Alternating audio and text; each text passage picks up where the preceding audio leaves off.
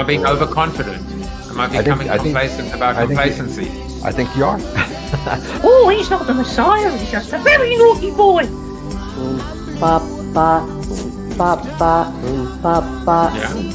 Yeah, I've got big ears. Brian doesn't want to see anyone else. Piss off. That's the one. Because you literally complete me, and we complete each other. You've obviously encountered discrimination in your own life by virtue of being Australian. Hey, Manuel Kant was a real pissant who was very rarely stable. I don't want to get too gushy, but I might just be saying you complete me, Dean. PNG now stands for Pritchard and Good.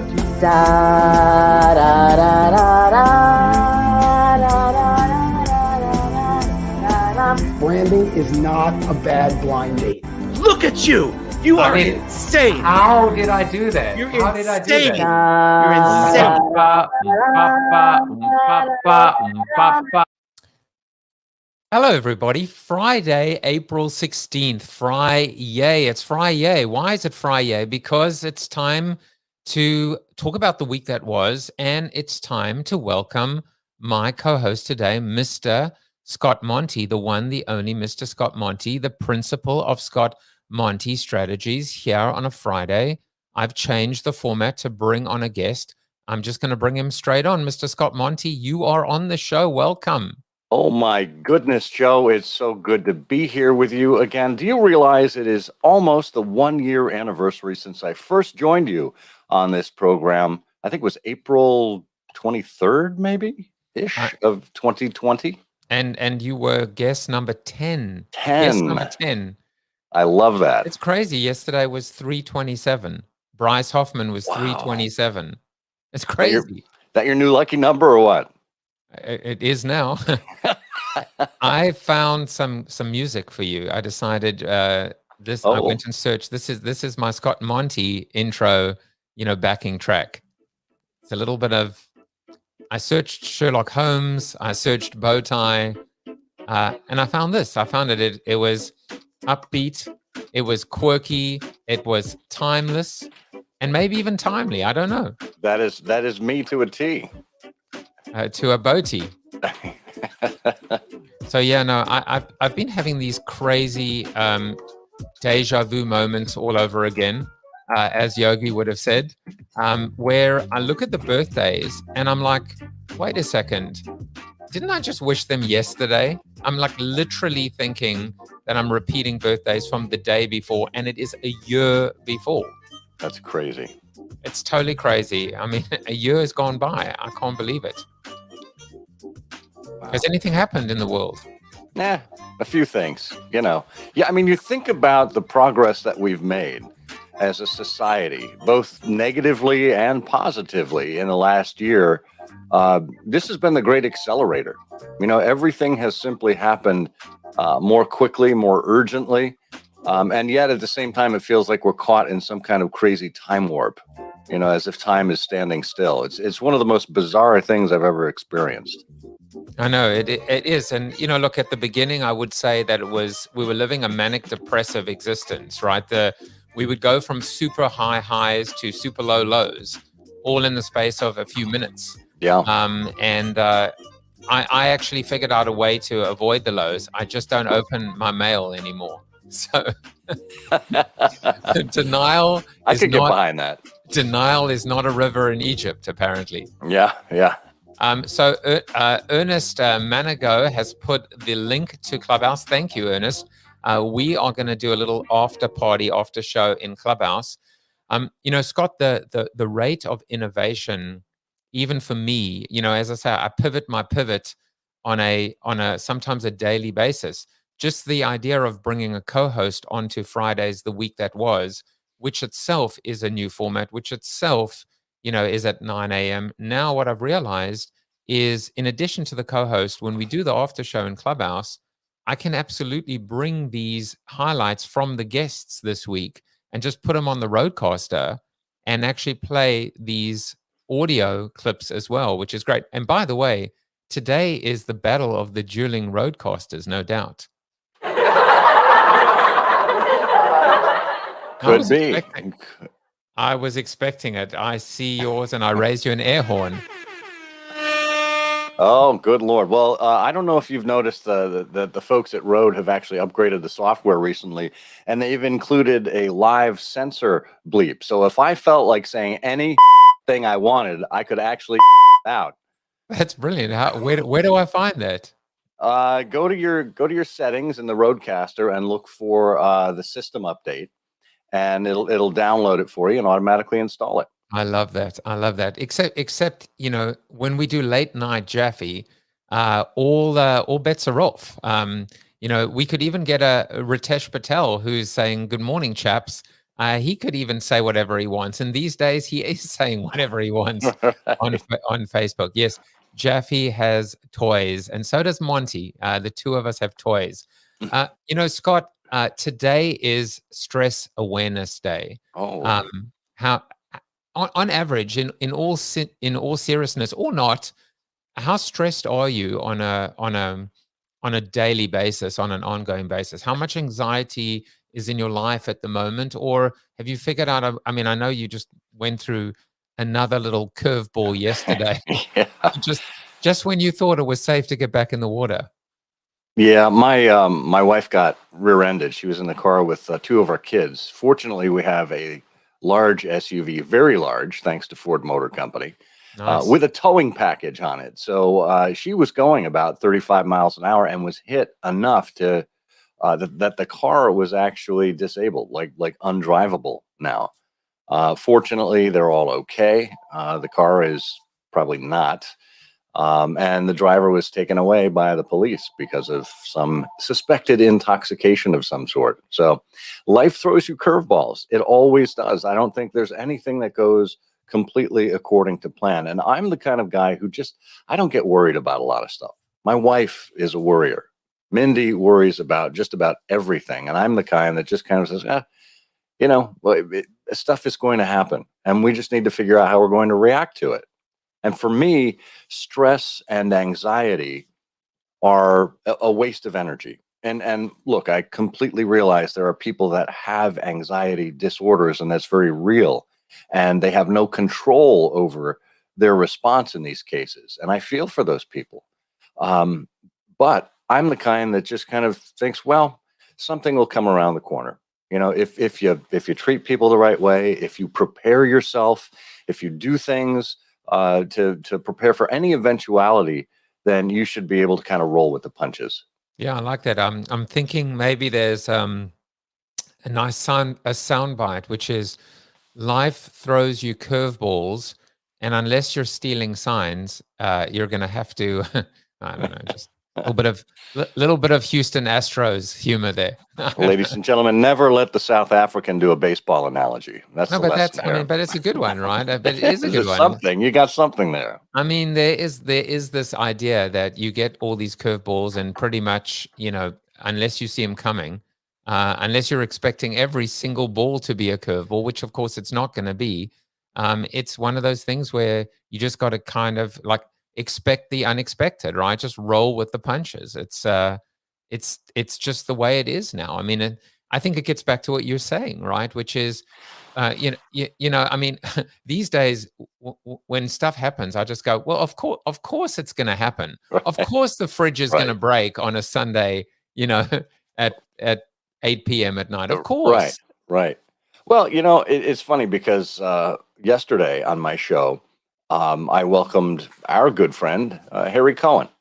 And really, it's a matter. And by the way, if you don't remember Harry Cohen, if you're tuning in, he wrote "Be the Sun, Not the Salt." He's about heliotropic leadership. Look at those sunflowers. And it's about looking at everything that happens to you as a gift, right?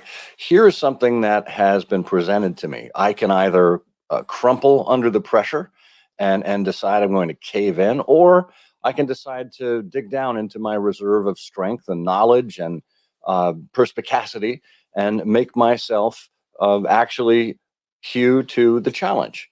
You know, we had our refrigerator break a couple of years ago. I went onto YouTube. I figured out what it was. I ordered a part online and fixed it myself. Was that something I ever foresaw myself doing? No, but you know, desperate times call for desperate measures, people. So you do what you have to, and you look at the gift that you're given in that circumstance. Right, but when Mindy got that consulting invoice for the fridge being fixed, I mean, it was. There you go. Anywho, What the anywho, Chip Griffin says, when the South African talks baseball, all we hear is. Well done. Thank you very much. I'm bowled over by that joke. There. Perfect. All right, we're just going to stop right now. So this is like the morning zoo here. Yeah, exactly. Because terrestrial radio is doing so well at the moment. You can join the show today if you want to come pop in and say hi. Ritesh, that's for you. All you got to do is go to bit.ly/theweekthatwas and today's date. And you can be on the show. You could even call me and we can pipe you right in to the show if you like. So that's kind of, open mic, if you will. That's what we're going to be doing today. Scott, you've been unbelievably busy, and we're going to talk about some of the things you've been up to. But before we kind of get into that, and before we get in to these sound bites, we're just going to go through just very, very briefly our housekeeping, because, you are my co-host. This show is called The Week That Was, and we basically look back on the week that was. It's very literal, just like my seated soliloquy. I'm seated, and it's a soliloquy, hence seated soliloquy. So today we're going to focus on them, but little sneak preview. Next week, we're going to have Trigger at 9, and we'll be talking to Drew McClellan, Vicky Znavor, and Tina Greenbaum, and we'll see whether they want to do a little bit of late night JAFFE as well. Those are next week's guests. But before we get into this week's guest, let's talk a little bit of crypto. First of all, it is quite clear that Monty is on the rise. I see a pale Monty rising, whereas the JAFFE is being left behind. Or I suppose you could look at it and say, it's a good time to buy JAFFE. And I'm going to just note that I did notice a certain large purchase of JAFFE this week by a certain Scott Monty. You think I didn't notice? Well, I know you watch this thing, by the hour. So, of course, it was going to get your notice. What happened last week on Rally is they released a reward to a series of rewards to coin creators. And what that is, it's kind of like a dividend, if you will. They actually pay you more coin in Rally coin if you hold certain coins. And every creator has a different level of rewards that are coming. And what I decided to do was to take the Rally coin that they granted to me and to reinvest it back into the community to support my fellow creators and say, hey, I am bullish on your prospects. And I think there's a lot of potential here, and to give them the support that they need. And people that have Monty coin, I've given them additional coins as well, as just as a reward for their loyalty. So it's really a matter of building this up and participating together and spreading the wealth around, because, as you know, all boats rise with a rising tide. It's very, very smart, and I actually think that I need to start doing that as well. It's a brilliant idea. What I've been doing now, Scott, and I would love for you to share what you've been doing with respect to your newsletter, your premium solutions. For me, I basically look at 3 groups now, and at 3 different communities. I have my regulars on the show who are like family, who are a community that watch every show, that attend the after shows. I've got previous guests, which is a community within a community. So many of them are old friends, many of them are new friends, and then of course JAFFE holders. And I'm going to continue to experiment in terms of ways to recognize the 2 R's, recognize and reward. What are some of the things you're doing? Yeah, I think those are great suggestions, Joe. What I'm doing is everyone who has, the timeless coin, Monty, I'm giving them access to my premium newsletter that comes out today on Fridays every week. I do my public newsletter, the Timeless and Timely newsletter, on Wednesdays, which is usually an essay about something that is both timeless and timely. I try to link what's going on in the news or in business today with something that we can look back to in history or literature or philosophy. And what I do on Fridays is I do another essay, and then I give people 3 timeless links, 3 timely stories, a recommended podcast, and a recommended book that are all related to the theme of the week. Right. So, for example, this week it's about optimism and positivity. Speaking of stress. So what I've been doing is giving my coin holders free premium, well, not free, but access to the premium newsletter by virtue of holding the coin. I run my newsletter through Substack, so they have the ability to go and pay cash or, obviously via credit there. But my coin holders kind of get a workaround. So you buy some timeless coin and you get access to the premium version of the timeless and timely newsletter. I love it. I love how you're experimenting and how you've already put the premium into play. I've been slow on the uptake because every day doing a show, it's kind of just in time. You're always playing. Yeah. You're always playing catch up in a way. I mean, even just to get these 60-second bites edited in time, I was timely. I was doing them. I was doing them about an hour ago. Let's talk about birthdays. I wonder if you see anyone on that list that you know, but certainly Dave Delaney. We both know Dave, the nicest man in social media. Yeah, I know Jody Gannant. She was one of our Fiesta agents in the Fiesta movement back in 2009 when I was at Ford. Happy birthday. There's Peter Himmler, 2 of my very good friends. Peter. David Kaplan and Michael Mayer. Happy birthday to you guys. There's Becky Harvey, Andrew Snade, who I think I met him when he worked at ESPN, Kenny Herman. And unfortunately, no LinkedIn birthdays on a Friday because for some reason, LinkedIn only feels that we should be releasing birthdays at about 11 a.m. Go figure. Go figure. That's interesting. Huh. I figure business does not get done, I suppose, until 11 a.m. or at least birthdays don't get acknowledged. Incredible. So we are going to get into it. This week, it was an incredible lineup. There's just no kind of, 2 ways about it. In fact, on Wednesday, Paul, I was so happy I was able to slot him in. On Wednesday, I was actually meant to have the Chief Marketing Officer of Intel, Karen Walker, but unfortunately a family emergency postponed that. And so Paul was able to step in and the power of playing offense became our subject. So we're going to get into and we're going to play these sound bites. We're going to comment on them. We're going to see if people watching want to comment on them. And then Scott, you're a co-host. So whatever's on your mind, anything in the news, anything going on. I don't think anything's going on right now. Nah, nothing really. Exactly. So speaking of what's going on in the news right now, I was really excited to welcome Dr. Robin DiAngelo. She wrote White Fragility. Her new book is called Nice Racism. Let's play the first soundbite. And the first soundbite, it's a very interesting take that systemic racism, as she refers to it, don't try and prove that it doesn't exist. Assume the default that it does.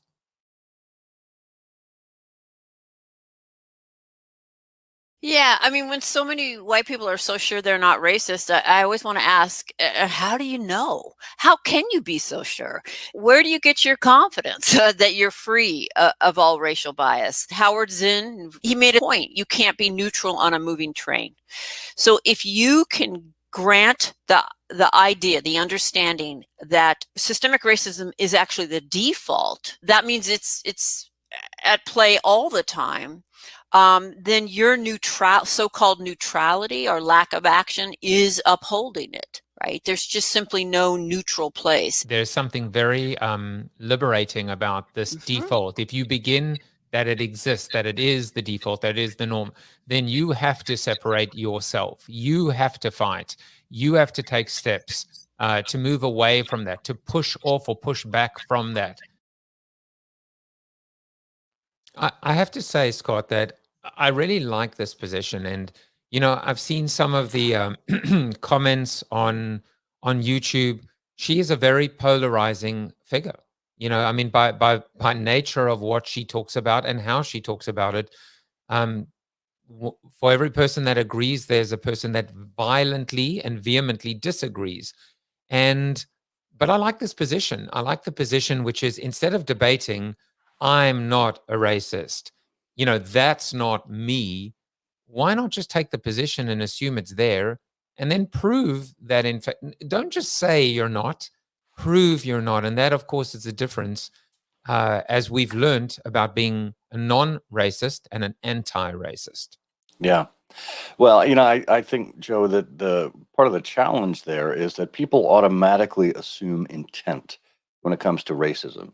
They say, "Oh, you're racist," or "the system's racist." Well, you know, there's nothing I inherently do or overtly do that makes me racist. There's nothing in the system that is completely racist. Well, you have to realize that things happen. People have different experiences, and we're all raised in different ways, and we have different advantages one way over another. And whether or not you think you're being racist, there are certain biases that are simply built into us by virtue of who we are or where we're from. And at least acknowledging that there are people that feel as if they are oppressed, whether they are or not. You have to acknowledge those feelings. And I think that's why this racism thing is such a challenge, is because there are feelings involved. It's not a, pardon the pun, a black or white issue. There are many shades of gray along here, and people are very sensitive, rightly so, about it. Well, it's a talking point. It's something for us to kind of reach a mutual understanding to. You know, one of the guests on my show a few weeks ago was David Murray, who wrote the book An Effort to Understand. You know, how we can start listening to each other in such a fractured society right now. And it really comes down to listening with intent. And Harry talked about it yesterday too, being a good listener, not listening for an opening, but listening to what somebody said and how they've presented themselves to you, acknowledging that, and then feeding it back to them. The whole concept of listening has been such a common thread, red thread, right? Common theme on this show. Right. And even, you know, going back to what Bryce Hoffman was talking about, the key, and Paul Epstein, the key is listening. You know, a great leader is a listening leader. You know, the whole analogy of, instead of reacting or planning, to actually listen first and then figure out what that course of action is. Let's play the second one as I get rid of the frog in my throat. Just so you know, on your Rodecaster, Joe, you see that little mute button at the bottom of microphone 1? That's a cough button. So anytime you need to cough, you just hit that mute button and not talking anymore. Yeah, so I've been hitting the mute button on my StreamYard, but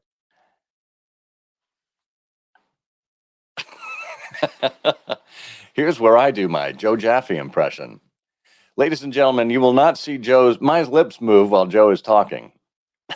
Something like that. By the way, that bleep, is that just a little button?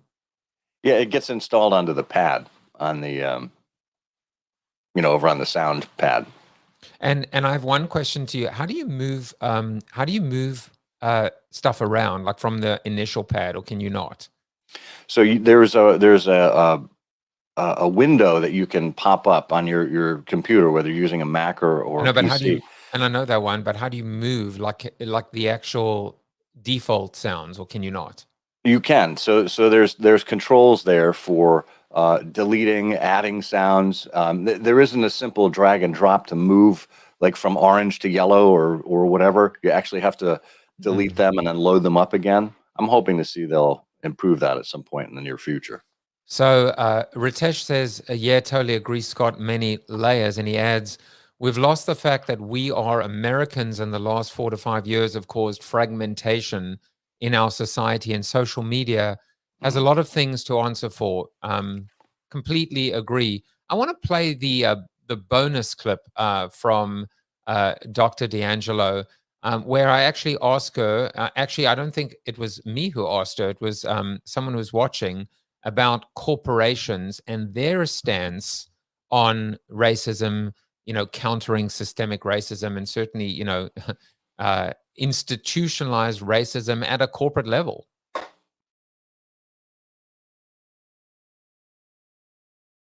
I'm curious about Dr. DiAngelo's thoughts on the role of corporations in dismantling racist infrastructure. It seems like there is so much performance or virtue signaling. I'm with you. There is a lot of check the box. Last June, shortly after George Floyd's murder, I was off the hook with corporations asking me and all the other folks I know who do this work to come in. And that's just really settled down, right? It's not in right now. We have to put the pressure there.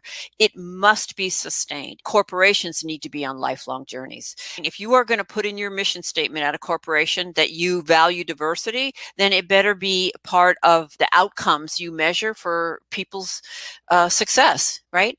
You have to hold people accountable to outcomes, and that takes ongoing work. If you actually want to watch that full interview, you can actually just get that off my Linktree, linktr.com/jaffejuice.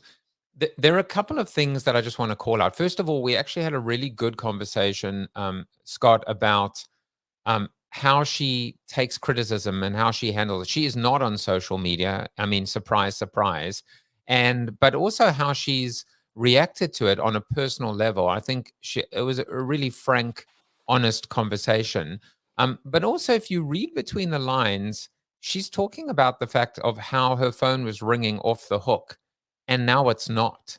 And I thought that was really interesting. It was less about complaining about, I'm not busy enough, and it was more about maybe that it's not as fashionable right now to check the box as corporations, brands often do, in terms of just paying lip service to something as important as this. Yeah, I think that's a really, really interesting observation. As my Sherlock Holmes background would tell you, it's the strange incident of the dog in the nighttime. When the response was, well, the dog did nothing in the nighttime. And Holmes said that was the curious incident, right? This absence of activity now.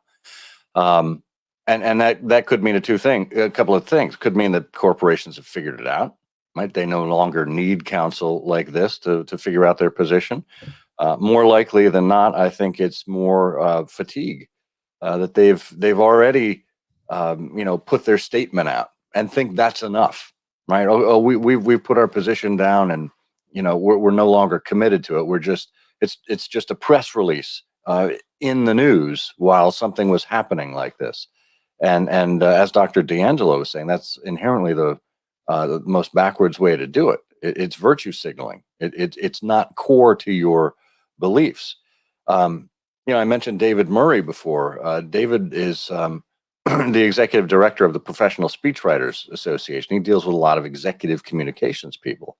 And he is receiving a lot of inquiries from exec comms people who say, hey, my CEO is being barraged with desire to make a statement on voting rights, on Black Lives Matter, on whatever social issue is rocking America on any given day. And he said an interesting thing. He said, people are turning to your CEO and other corporate leaders for a reason. A dearth of political or government leadership, or even journalistic integrity that anybody trusts in common, and even a paucity of spiritual leadership. Right. So there's this vacuum of leadership, vacuum of somebody standing up and taking a moral stance on this stuff. And people are looking to corporations now to kind of fill that gap. And that's why we're seeing brands getting called into some of these social issues that, just 2-3 years ago, they were not. There was some, it's actually making me think now of Bryce Hoffman and the conversation about cloning Alan Mullally. And there was this amazing exchange where he basically talks about, he said, he has been in so many meetings where people have said the equivalent. Why aren't we need more Alan? Like, why aren't there more Alan Mullally's, and his answer was something because there are too many, unfortunately, Jack Welch's. It was just it was an incredible exchange. And you've got to go and like watch that clip. I need to actually put that clip together as a bonus, because it was just just so poignant. By the way, Ritesh says Scott reading a bedtime story on Clubhouse is just plain awesome, and even owes me. I'm just kidding, Ritesh. Ritesh is awesome me. Ritesh, I think, is pivoted. I mean, I think he started like a fish and chips shop. I got to have him come on and talk about his fish and chips. I don't know if he's watching anymore. Like totally with like curry and holy cow. No, it's unbelievable. I mean, I meant to like actually reach. I don't know if he's watching anymore. We'll know soon enough if he is. For only 10 JAFFE coin, I will promote your fish and chip shop on this show. Yes, I will. Yes, I will.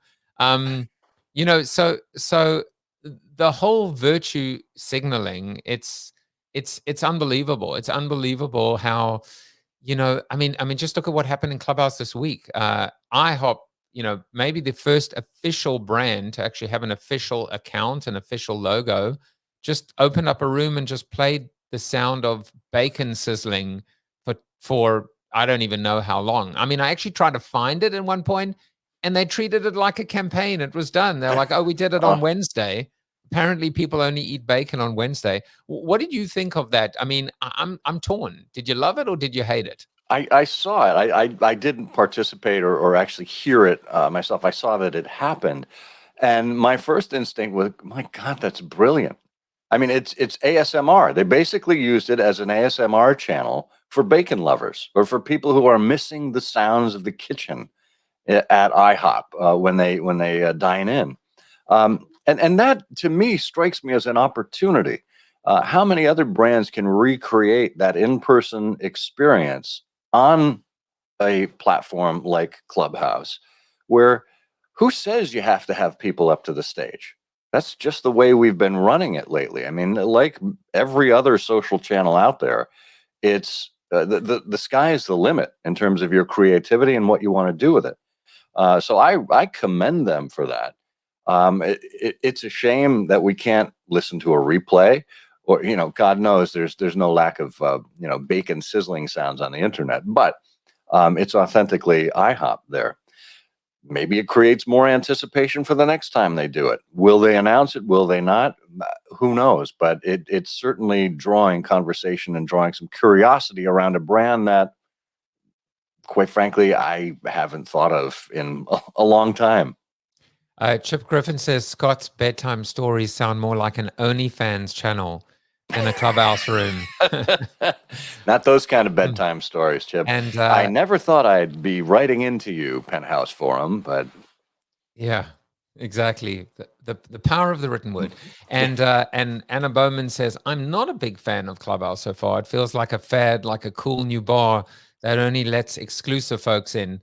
I don't even know if that's true anymore, because I've just got all of these VIP exclusive invites that are just sitting doing nothing at the moment. No one seems to be asking to want to come into this exclusive Clubhouse.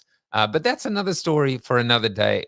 We're going to move on, and we're going to get to Tuesday. Michael Kassan, the godfather of marketing. This man is literally the most connected man in all of marketing globally. That is not an exaggeration, and one of the most powerful as well. But most importantly, he's just a very warm, wonderful guy. We even spoke about his marketing bar mitzvah. You'll have to watch it to find out what we mean by that. But a book was written called Frenemies, where he ended up being the unofficial protagonist of the book. And watch this clip, and then we'll chat about the concept of frenemies.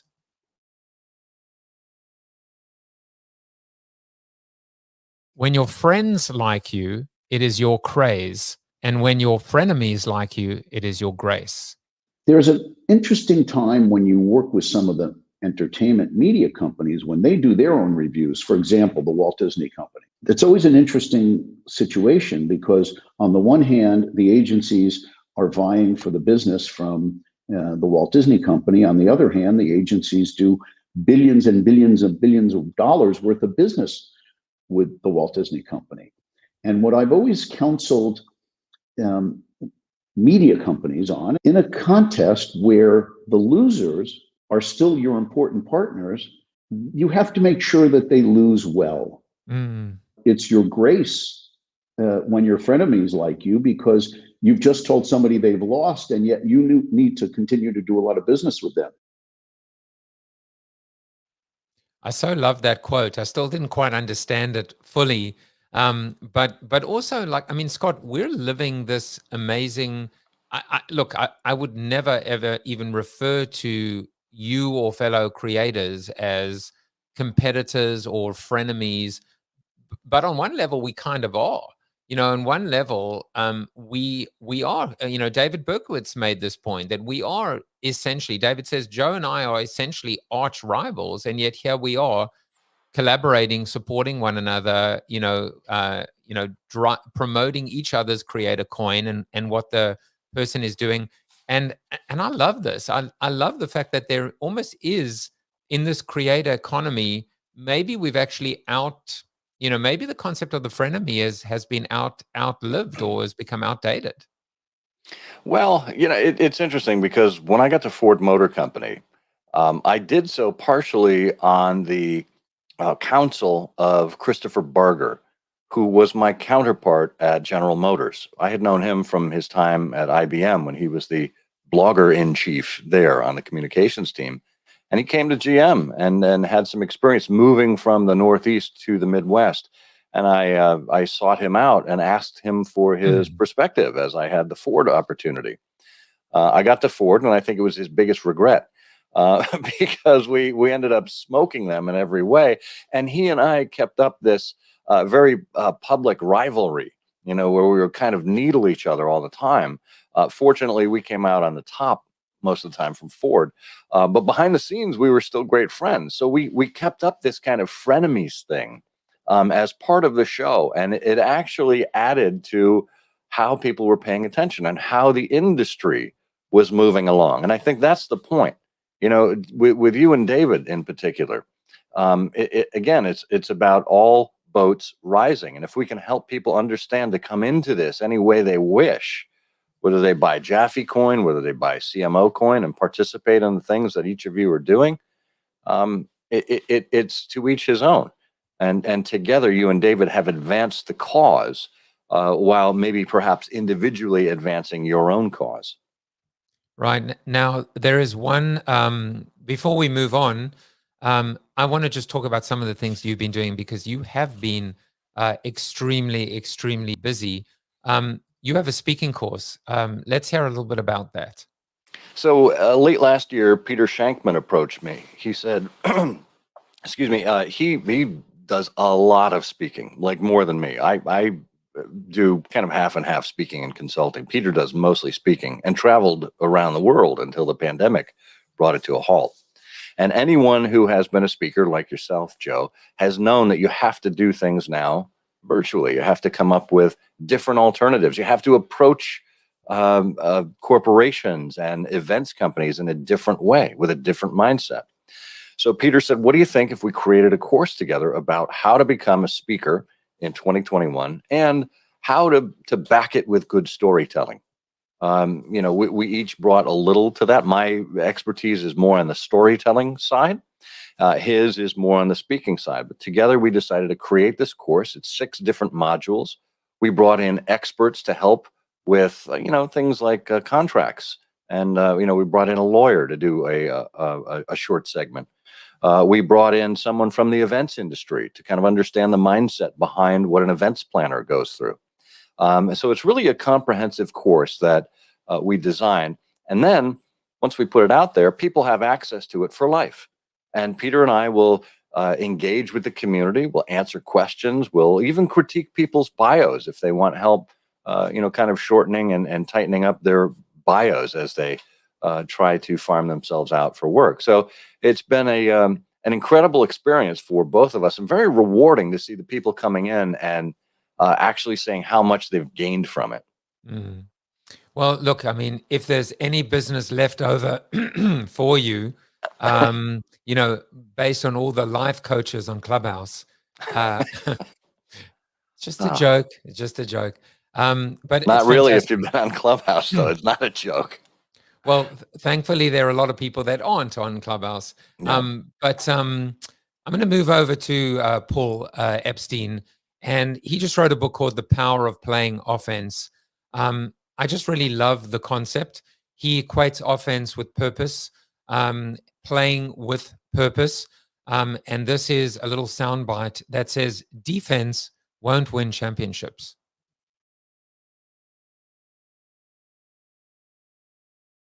Is there an example of a company that plays defense and wins? Not sustainable. No. Sports analogy. Defense may win you a game. It will not win you a season. It will not win you a championship. You will never form a dynasty. Can you win today, this week, this month, this quarter in a public company that just chases a bottom line at the expense of people and other things? Sure. Are you going to win in the long game with that strategy? Fundamentally, no. And to answer your question, yes. The companies that play defense are no longer around. Have you ever heard of the statement, we can't do that because we've always done it this way? Those companies play defense. You want to know some of those companies? I can think of a lot of big box retailers that don't exist anymore. What companies are extinct that didn't have to become extinct? And it's because they were stuck in a defensive mindset. Adam John says, definitely 100% concur with the shift in market to courses, etc. There is a bit of overcrowding in the market right now. Community matters and will define success, in my humble opinion. But back to Paul for a second. I mean, I love the conversation. I mean, there was some really interesting nuances, like purpose comes from pain. And he did this unbelievable thing, which is he actually pivoted from within. He was working for the San Francisco 49ers for the organization. He went and did a course as a participant on finding your why. He became so enamored with it and so energized by it that he started actually teaching it to all the members of the organization. And they were asking him to do it almost formally. And he almost kind of outgrew the San Francisco 49ers organization, but they allowed him, they gave him that platform. It was like very Jedi mind trick. But I love that best practice. How many organizations would allow you to pivot while you're actually inside the organization? But for me, there were just some amazing insights there on, offense, front foot, and of course, this reality that defense will win you a game, but won't win you the championship. Yeah, that's so true. And our older son, Will, is a goalie on his hockey team, the ultimate defenseman. He is the last line of defense for the ice hockey team. And I always tell him, no matter how well you do in goal, even if you have a shutout, you're not going to win the game if your team doesn't score any other goals on the other team. It's as simple as that. And you know what's interesting? There was a quote yesterday in Jeff Bezos's annual letter to shareholders. And I'm going to pull it up on Twitter because I just tweeted it this morning. It's really about offense. I mean, if you want to be successful in business or in life, actually, you have to create more than you consume. Your goal should be to create value for everyone you interact with. And that's a different way of looking at the same concept of going on the offense, creating value rather than consuming defense, right? Same kind of concept there. It's actually one of Paul's 5 pillars of playing to win and playing offense, which is leave, insert wherever, better off than when you found it. So, whether it's your market, your company, your brand, community, it's so important because it is focused on not just action, but constructive, productive, and enduring execution. Right. So it was a great conversation. We're gonna move into our final set of bites. I have 2, but now I need to go and get that Mullally one as well. He may be. I think there are only. I want to say only 2 previous guests where I've done 3 for. Wow. One was Tom Peters, One was probably Seth Godin or Philip Kotler, or maybe both of them. And one, I mean, I'm like fanboy number one of Bryce. And so we'll get into that. But Scott, there's one more thing that you've been busy on. You apparently became a chameleon, and you've joined the Chameleon Collective. Now, I had Freddie Laker on my show. Amazing guy, amazing conversation. I've been on his O ship. That ship has sailed. I'd love to hear a little bit about yeah, exactly, this move. Tell us a little bit about joining them and why you're so excited about it.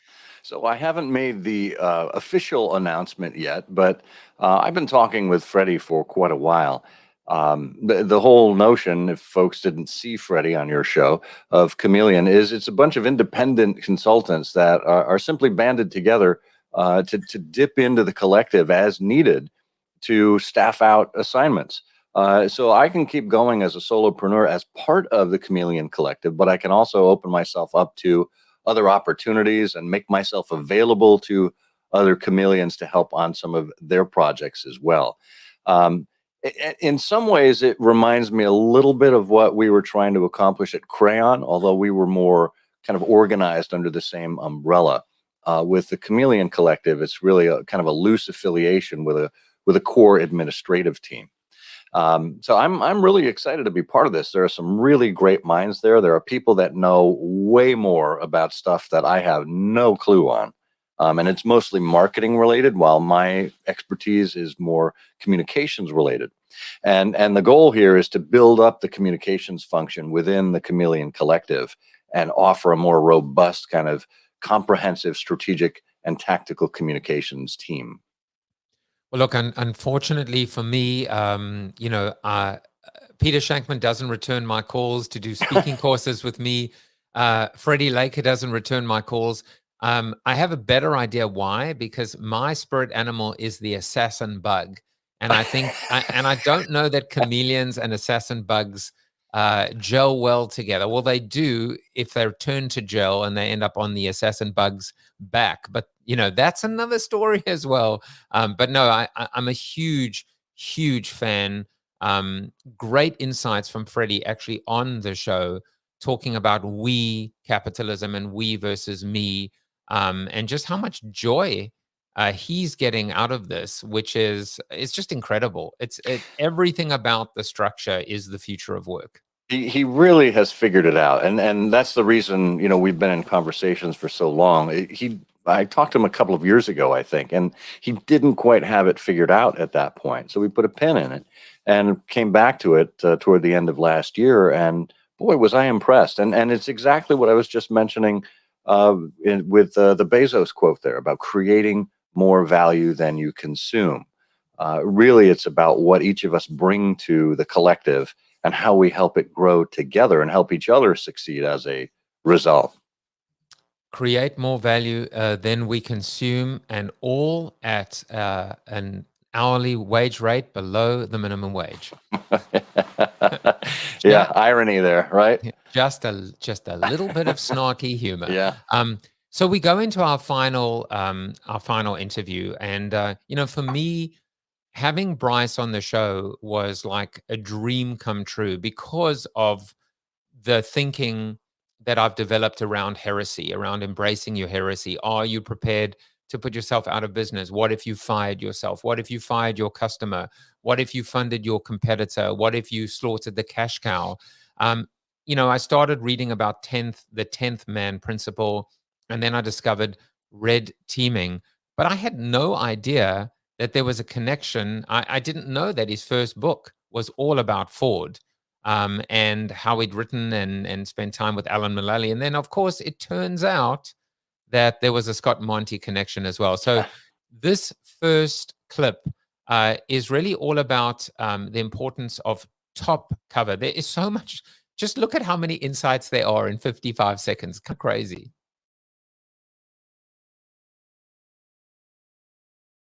There's a lot of rules of red teaming that I learned when I was in the military. And one of the chief ones, you can't red team without top cover. this doesn't work if there's not someone at the top of the house who buys into this. Otherwise, it's a suicide mission. Yeah. If you go in an organization and, you know, tell the CEO, I'm going to be the hero today and tell you what you need to hear, whether you want to listen or not, you're probably going to die on your sword. And that's just the hard reality. So you have two options. One is to wait them out and to try to make change where you can. On average, there is at least 15% of your job that you have some ability to influence. And that's true even if you're a janitor on the factory floor. So if you focus on your 15% and think about what are the changes that I can make on my level, and if you get other people to do the same thing, you can slowly begin to turn the ship. So if you read between the lines there is this idea of, as I called it, top cover, bottom covert, or cover charge. I know, covert. But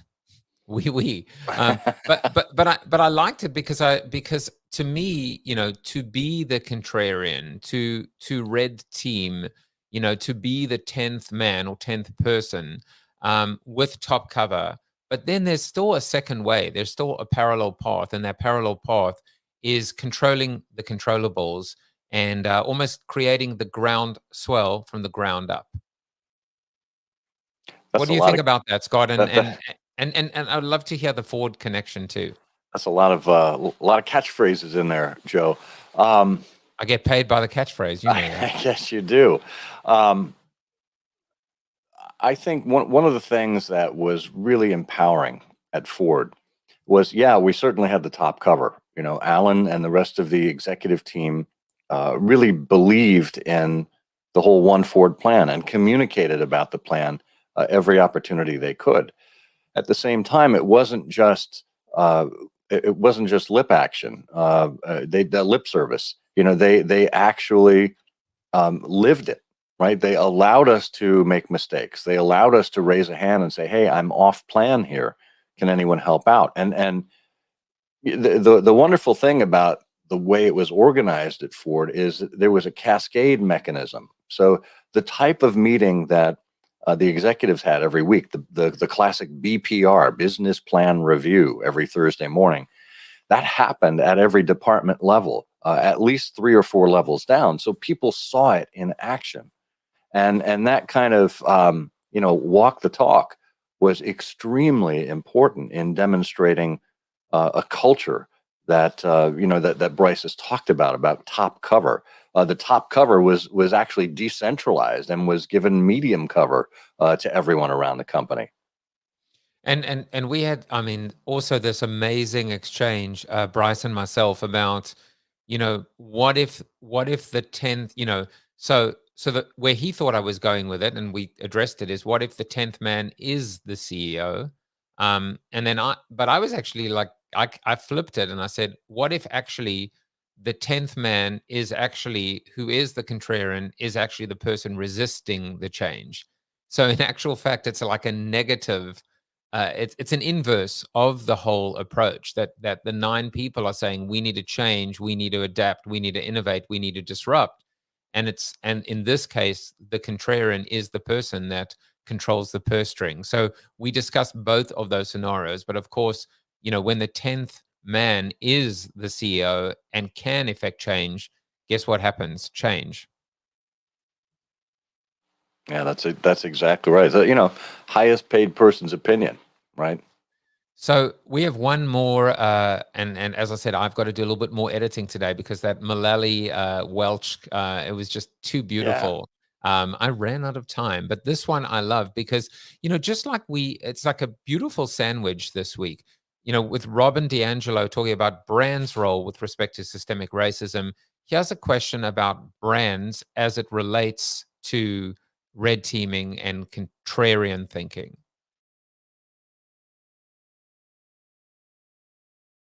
That's how I first was tuned into this idea of red teaming. Was I saw that movie when I was homesick one day and it showed up on Amazon as a new release. I watched it, and that scene struck me so powerfully that you described. Is this true? Is this real? Does this exist? Because if this exists, companies need this. I started thinking, what if there had been a 10th man at Ford, at General Motors, at Chrysler, in the early 1970s, when the Japanese first showed up with their small cars, that all of the cigar smoking executives at those companies sat around guffawing about, no Americans are going to buy a dinky little small car from Japan. They want horsepower and, V8 engines and tail fins. And so what if there had been a 10th man that said, okay, fine, but what if we're wrong? What if people do buy these cars? What's our response going to be? What's our contingency plan? I just love the word guffaw used in any context whatsoever. I'm chortling over here. Exactly. I see your guffaw and I raise you a chortle. No, I mean, again, love the fact that if we think about, companies playing defense versus offense, if we think about companies that are filled with success theater, even what we hear now, toxic positivity, it eats you from the inside, right? It's a different expression of the boiling frog syndrome. Yeah, it really is. And you need to get outside of yourself to understand this. And this is why bringing someone like Alan Mulally in, an outsider from Boeing, from not even the auto industry, really upended how things were done at Ford. You think about Jack Welch, who was an insider at General Electric for 30 plus years. And I absolutely love what Bryce said about why there aren't more Alan Mulallys. Just yesterday on Twitter, I responded to Jake Sanders, a great marketer. He said, "Why is mediocrity respected so much?" And I said, probably because there are more mediocre people out there, just via the law of averages. And my good friend Sherlock Holmes said, mediocrity knows nothing higher than itself, but talent instantly recognizes genius. And that is exactly what we instantly recognize when we have Scott Monty as my co-host. Tune in next week for Trigger himself, Drew McClellan, Vicky Isnavor, and Tina Greenbaum. Another wonderful week in the studio. But today we are celebrating Mr. Scott Monty. He is the principal of Scott Monty Strategies. He has an amazing podcast called Timeless Leadership. He's doing some very cool stuff in the social audio space. You've neglected Clubhouse, but we're going to do the after show in Clubhouse. But you are now aware. It should be fun. Well, I'm all over the place. Just go to Linktree and find me there. There's so many things to choose from. You'll have your option. Like his speaking course. Course. Subscribing to Timeless and Timely, like buying some Monty's. If you, I'm still pretty sure that it is a good buy because you are buying into talent. You are buying into the expanding Monty economy. You are buying into the expression of value, which we just heard from Mr. Jeff Bezos. And of course, last but not least, he's become a chameleon.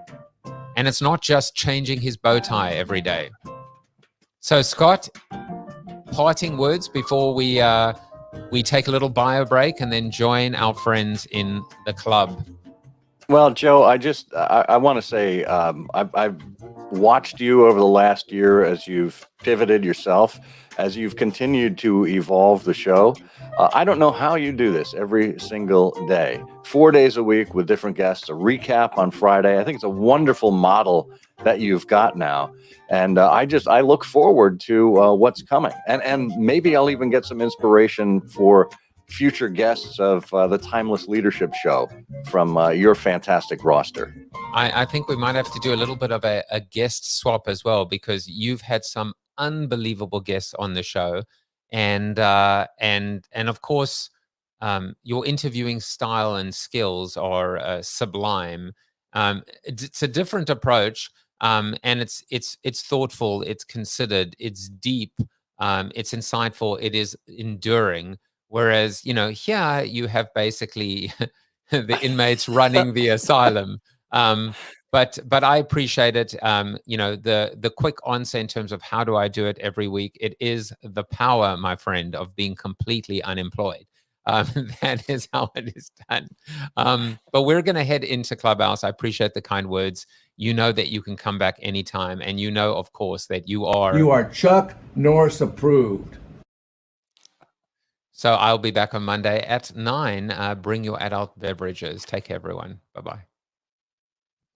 Thank you for watching the show about hope, positivity, optimism, and if there's time left over, a little bit of marketing with your host, multiple author, and global keynote speaker, Joseph Jaffe. If you like the show, tell a friend or two. Please subscribe to the show, and if you want to get inside news, previews of upcoming guests, and much more, visit josephjaffe.com/subscribe to sign up for the show's newsletter.